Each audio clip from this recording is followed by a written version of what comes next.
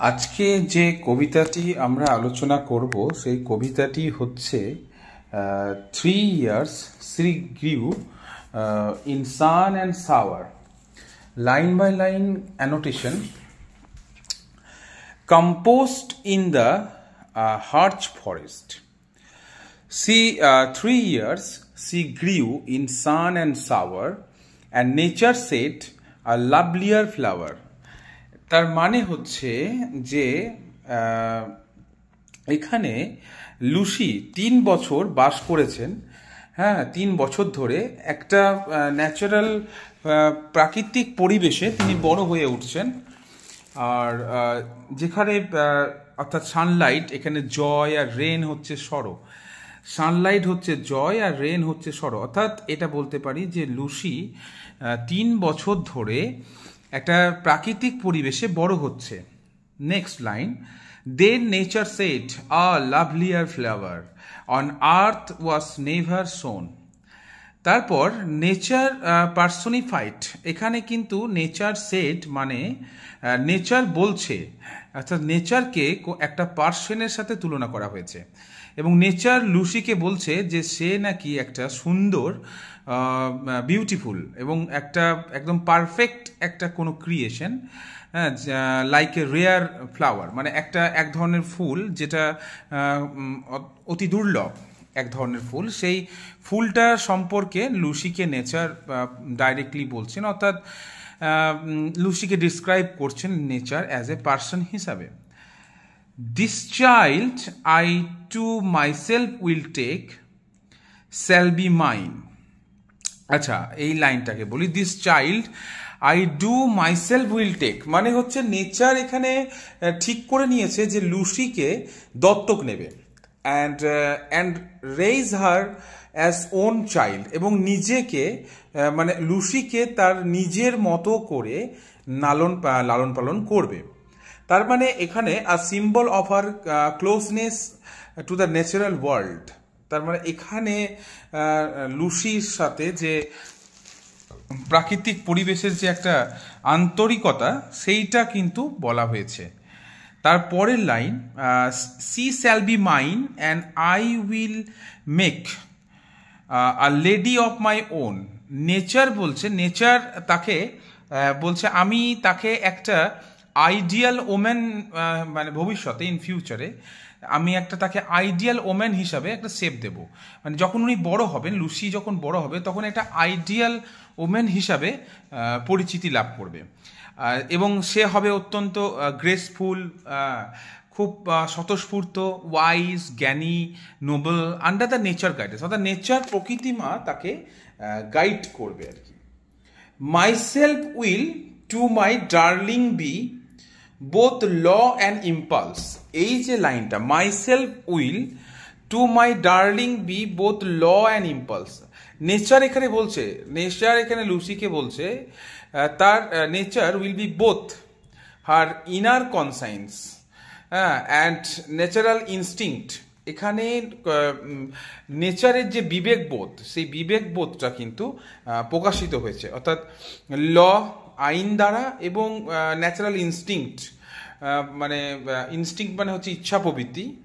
তো ওখানে বলছে myself will to my darling be both law, মানে লুসি আমার প্রিয় হবে, হ্যাঁ, একদম ইনার, ভেতর থেকে, এবং আইন অনুসারে, অর্থাৎ আমরা যেভাবে বাচ্চাদেরকে দত্তক নিই ঠিক সেই রকমভাবে নেচারও ঠিক আইন অনুসারে লুসিকে দত্তক নিবে। তারপর line, and with me the girl in rock and plain, in earth and heaven, in glade and bower. তো এখানে বলছে and with me the girl, girl মানে কিন্তু এখানে সেই লুসির কথা বলা হয়েছে, যে কিনা বলছে, প্রকৃতি বলছে লুসি সব জায়গায় থাকবে।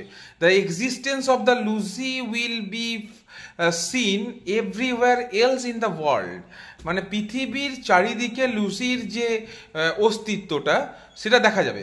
মানে লুসি পর্বতেও থাকবে, লুসি সমভূমিতেও থাকবে, লুসি আর্থেও থাকবে, হ্যাঁ, পৃথিবীতেও থাকবে, স্বর্গেও থাকবে, হ্যাঁ, will be spiritfully connected to the earth and sky, অর্থাৎ লুসি পৃথিবী আর আকাশের মধ্যে একটা সংযোগ স্থাপন করে বেঁচে থাকবে, এটা বলছে। Next line, shall feel an overseeing power, shall feel an overseeing power to kindle or restrain. এখানে কিন্তু নেচার লুসিকে গাইড করছে, ইন্সপায়ারিং হার মানে তাকে অনুপ্রাণিত করছে, হোল্ডিং হার ব্যাক তাকে পেছন দিক থেকে সাপোর্ট দিচ্ছে, যখন বলছে মানে she feel and overseeing power to kindle or rested, মানে নেচার বলতে চাইছে লুসিকে যে যখন তার দরকার হবে তখন কিন্তু সে লুসিকে হেল্প করবে, অর্থাৎ পেছনে একটা ব্যাকবোন হিসাবে সাপোর্ট লুসিকে কিন্তু নেচার সবসময় দেবে, এটা বলতে চাইছে। Number 8, she shall be supportive as the fawn that wild with glee across the lawn or up the mountain spring. মানে she shall be sportive, sportive মানে হচ্ছে প্রাণোচ্ছল মানে প্রাণবন্ত, এবং লুসি হবে অত্যন্ত প্রাণবন্ত এনার্জেটিক, যেমন একটা দ্যাট ওয়াইল্ড উইথ দ্য গ্লি মানে আনন্দ, আর অ্যাক্রস দ্য লন মানে তো আমরা জানি ঘাস জমি, হ্যাঁ, প্যাস্তর ল্যান্ড। তো এই যে ব্যাপারটা মানে প্রকৃতি বলছে লুসি হবে খুব প্লেফুল, খুব এনার্জেটিক, যেমন ইয়াং ডিয়ার্সগুলো যে হরিণগুলো যেমন হয় সেই রকম, মানে তার জীবনটা তার পুরো লাইফটা যেন একদম আনন্দ উচ্ছলের মধ্যে দিয়ে ভরে যাবে আর কি, মানে ও আনন্দ উচ্ছল হবে। And hers shall be the breathing balm and hers the silence and the calm of mute insensate sing, and hers shall be the breathing balm and hers the silence and the calm of mute insensate thing. তার মানে হচ্ছে Lucy একটা পোজেস্ট করবে একটা সুন্দর gentle beauty, মানে তার Lucy খুব সুন্দর হবে, অ্যান্ড পিস অফ নেচার এবং প্রকৃতির শান্তির একটা প্রতীক হবে। যেমন কি, যেমন বলছে যে সফট ব্রিজ, যেমন সুন্দর কোমল বাতাস বয়ে যায়, সাইলেন্স অ্যান্ড শান্ত স্নিগ্ধ, এই রকম একটা বাতাবরণ, এইরকম পরিবেশের সাথে লুসির প্রতিকৃতিটাও ঠিক একই রকম হবে, এটা বলতে চেয়েছে। The floating clouds their state shall lend to her for her the willow bend, তার মানে even cloud and trees will reflect her grace, মানে প্রকৃতির প্রত্যেকটা elements, each and every elements in nature মানে are going to represent Lucy, মানে বলছে cloud, মেঘ এবং গাছ দুটোই কিন্তু লুসির যে গ্রেস, অর্থাৎ লুসির যে পুরো মানে তার আনন্দ উচ্ছল যে ব্যাপারটা, হ্যাঁ, গ্রেসফুল যে ব্যাপারটা, মানে যে প্রচুর যে প্রাণবন্ত, এই ব্যাপারটায় কে রিফ্লেক্ট করবে না, গাছ এবং মেঘ। The entire natural world will be respond to her present, তার মানে হচ্ছে লুসির যে অস্তিত্ব, সেই অস্তিত্বটা পুরো পৃথিবী, হ্যাঁ, পুরো পৃথিবী রিপ্রেজেন্ট করবে, এবং পুরো পৃথিবী সেটা বলবে যে লুসি বেঁচে আছে, বা লুসির মতো কেউ একজন কোনো একটা অস্তিত্ব আছে, কোনো একটা ফিগারের, এটা কিন্তু প্রকৃতি বলে দেবে। Nor shall she fail to see, even in the motion of the storm, grace that shall mold the maiden's form by silent sympathy. বলছে ইভেন স্টর্ম উইল নট সাপ হার পার্সোনালিটি, সেফ হার, বলছে স্টর্ম মানে যতই ঝড় হোক না কেন, বলছে তার উইল সেফ হার পার্সোনালিটি, বলছে ঝড় প্রকৃতির যে ঝড়, সেই ঝড় নাকি তার পার্সোনালিটিকে রূপ দেবে একটা, মেকিং হার স্ট্রং, মানে ঝড়ের প্রকৃতি কেমন, প্রচন্ড স্ট্রং, তার মানে লুসিকে কিন্তু বলছে ঝড়ের মতনই একটা শক্ত বানাবে, গ্রেসফুল থ্রু লাইফ স্ট্রাগল, মানে লুসি যেন সারা জীবন ধরে লড়াই করতে পারে, এরকম একটা লড়াকু মনোভাবাপন্ন মেয়ে হিসাবে নেচার লুসিকে বানিয়ে ফেলবে, এইটার মধ্যে দিয়ে এটা বলতে চাইছে।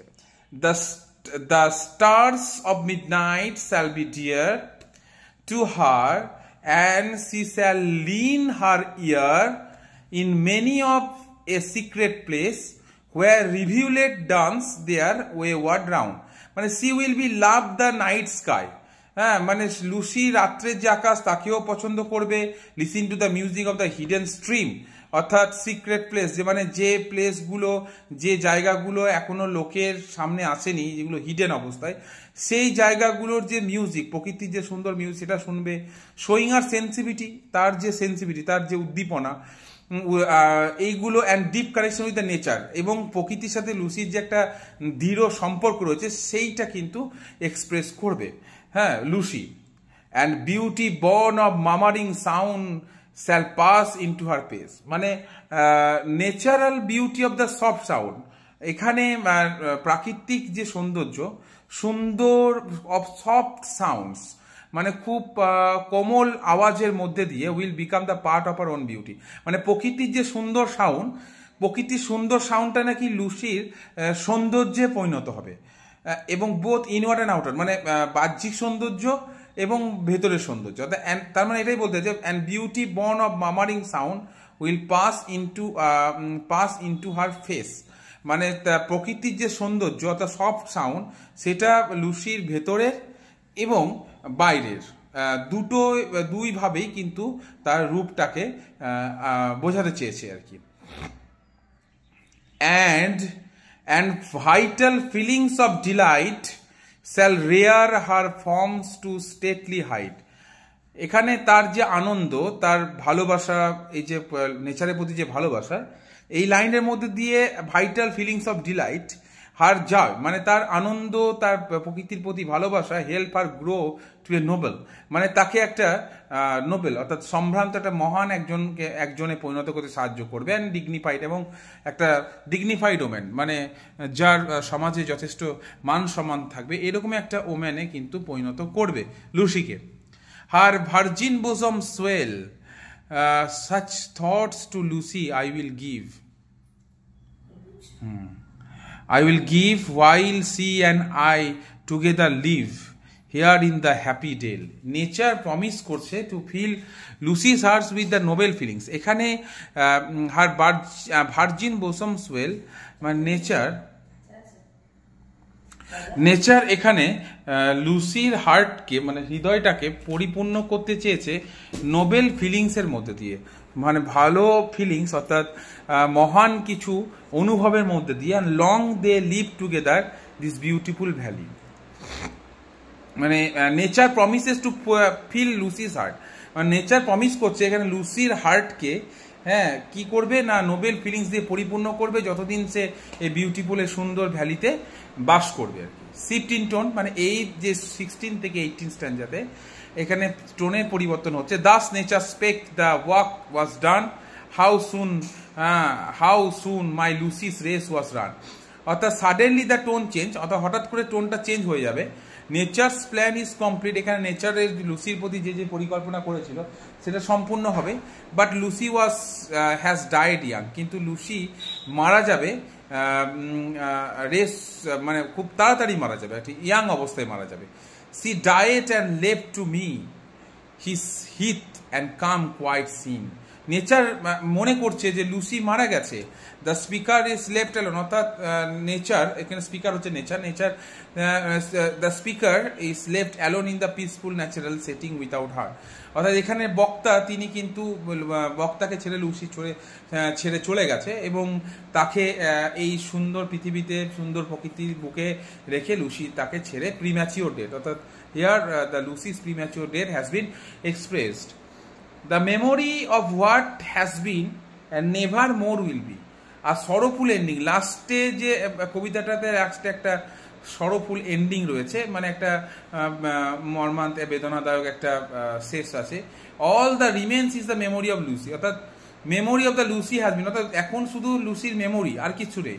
আর বিউটি, তার সৌন্দর্য, তার শিশুসুলভ ব্যবহার, ইনোসেন্স, কানেকশন উইথ দ্য নেচারের সাথে যে যোগাযোগ, হুইচ উইল নেভার রিটার্ন, এটা যেটা কখনোই সেটা ফিরে আসবে না।